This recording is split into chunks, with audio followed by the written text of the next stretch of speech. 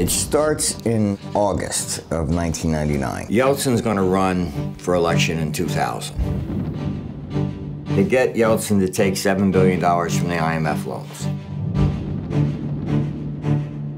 Now they threaten Yeltsin. You're not going to run for election in 2000. Otherwise, all this is going to come out that you stole $7 billion from the IMF.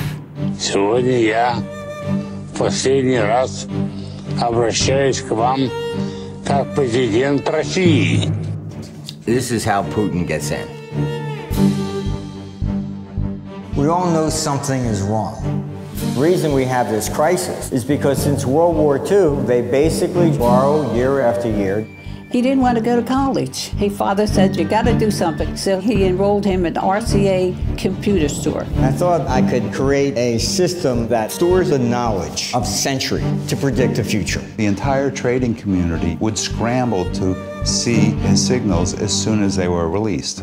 He predicted the top in the Nikkei index. Universal Bank of Lebanon says, listen, could you make a model? And the computer says, your country's just going to completely fall apart in 8 days. Obviously, that prediction was correct.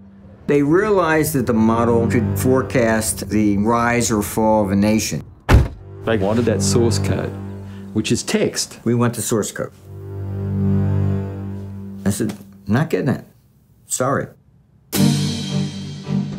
The government came in, they shut down everything, seized all the accounts. I had friends, they said, we'll put up the money in cash tonight.